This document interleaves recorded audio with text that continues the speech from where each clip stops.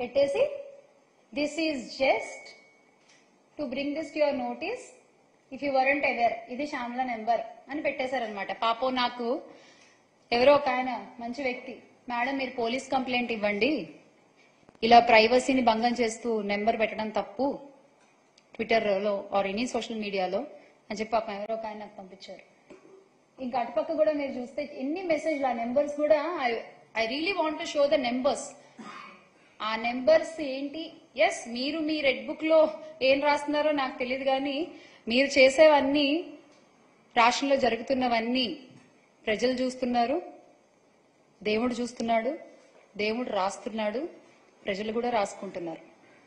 మీకు అన్నిటికీ సమాధానం చాలా త్వరలోనే దొరుకుతుంది.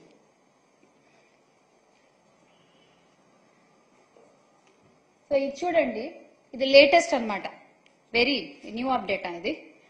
ఏంటి ఆడియో లీక్.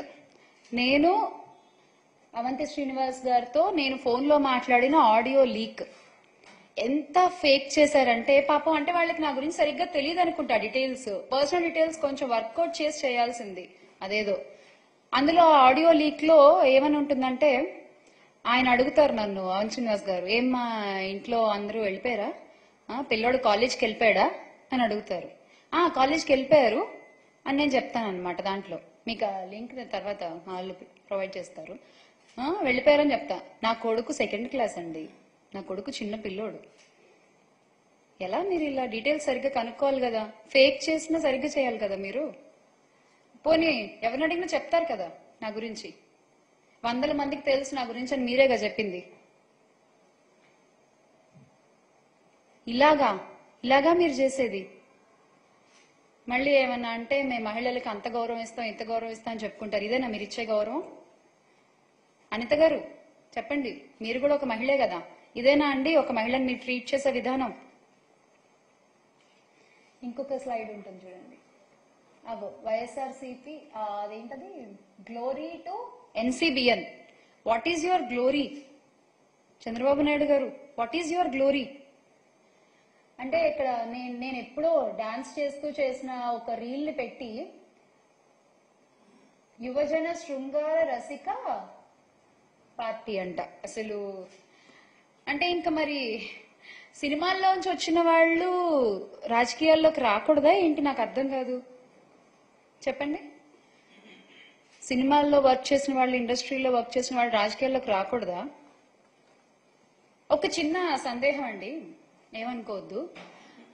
తెలుగుదేశం పార్టీని స్థాపించిన గౌరవనీయులు స్వర్గీయ ఎన్టీ రామారావు గారు, ఆయన ఎవరండి? ఆయన ఇండస్ట్రీ పర్సనేగా, ఆయన ఒక నటుడేగా ముందు. ప్రజారాజ్యాన్ని స్థాపించిన చిరంజీవి గారు, ఆయన ఎవరండి? ఆయన ఒక నటుడే కదా. ఎందుకు ఇప్పటి మన డిప్యూటీ సీఎం గారు పవన్ కళ్యాణ్ గారు, ఆయన ఎవరు? ఆయన నటుడే కదా. అంటే అబ్బాయిలు వస్తే పర్వాలేదు, అబ్బాయిలు వస్తే సూపరు, అమ్మాయిలు వస్తే మాత్రం అంతకుముందు వాళ్ళు చేసిన ఇలా పోస్ట్ చేసేసి మీకు నచ్చినటువంటి టెక్స్టులు రాసేసి క్యాప్షన్లు పెట్టేసి ఇలా చేస్తారా మీరు? ఇది ఎంతవరకు కరెక్ట్ అండి? బాలకృష్ణ గారు, ఆయన కూడా ఒక నటుడే కదా. ఇప్పుడు బాలకృష్ణ గారు వాళ్ళ అబ్బాయి కూడా కొత్తగా మోక్షజ్ఞ గారు కూడా ఒక మూవీ చేస్తున్నారు. ఏమో ఇప్పుడు అంటే ఇప్పుడు ఆయన సినిమాల్లో ఆయన వాళ్ళు ఉన్నారు కాబట్టి అబ్బాయిలు వాళ్ళందరూ గొప్పోళ్ళు. ఇప్పుడు రేపు పొద్దున్న మోక్షజ్ఞ గారి సినిమాల్లో పక్కన ఏ హీరోయిన్ చేసినా, వాళ్ళు ఏ పాటలు చేసి డాన్సులు చేసినా అంటే హీరోయిన్ మరి పెడతారో పెట్టరో. మరి అమ్మాయిలు ఇలా డాన్సులు చేయకూడదు కదా. ఏంటండి అసలు? మీ పార్టీలోనే ఇంతకు ముందు జయసుధ గారు ఉన్నారు, జయప్రద గారు ఉన్నారు, కవిత గారు ఉన్నారు. అంటే వీళ్ళందరి వ్యక్తిత్వాల గురించి మీరేం చెప్పాలనుకుంటున్నారు? ఓహో, వాళ్ళు మీ పార్టీ వాళ్ళు కదా. Okay okay okay. సో మీ పార్టీలో ఉంటే ఓకే. మహిళలు ఇండస్ట్రీ నుంచి వచ్చిన వాళ్ళు మీకు నచ్చని మీ వ్యతిరేక పార్టీలో ఉంటే మాత్రం వాళ్ళకి వ్యక్తిత్వాలు ఉండవు.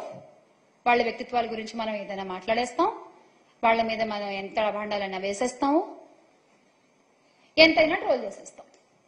అంతేనా మీరు చెప్పదలుచుకున్నది? చూడండి ఆ ట్రోల్స్. అసలు ఎక్కడెక్కడ వెతికి ఆగు నైట్.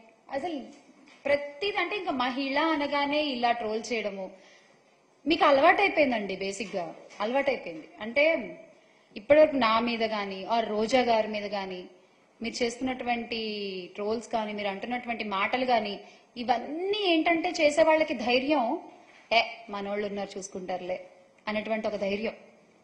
ఆ ధైర్యాన్ని ఇస్తుంది మీరు కాదా అండి? ఆ ధైర్యాన్ని ఇస్తుంది మీరు కాదా అని అడుగుతున్నాను నేను. ఇలా ట్రోల్స్ చేసే వాళ్ళకైనా, ఇలా సైబర్ క్రైములు చేసే వాళ్ళకైనా, లేదా మహిళల మీద, బాలికల మీద, చిన్నారుల మీద ఇలా అత్యాచారాలు, అఘాయిత్యాలు చేసే వాళ్ళకైనా, హత్యలు చేసే వాళ్ళకైనా ధైర్యాలు ఇస్తోంది మీరు కాదా?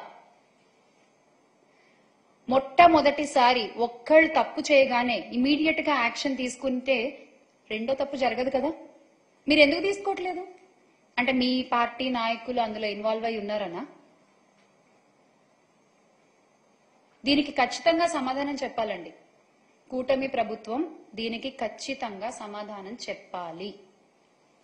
మీరు అధికారంలోకి వచ్చింది ఎందుకు? మహిళల్ని కాపాడాల్సిన బాధ్యత మీ మీద లేదా? చిన్నపిల్లల్ని కాపాడాల్సిన బాధ్యత మీ మీద లేదా?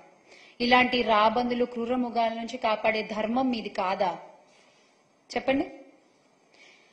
ఇంత దారుణంగా సైబర్ క్రైములకు దిగుతున్నారు అంటే ఈ రాబందులంతా, చిన్న పిల్లల మీద దూకుతున్నారంటే వీళ్ళంతా, ఈ కామాంధులంతా, వాళ్ల వెన్నుల్లో వణుకు పుట్టించే బాధ్యత మీది కాదా?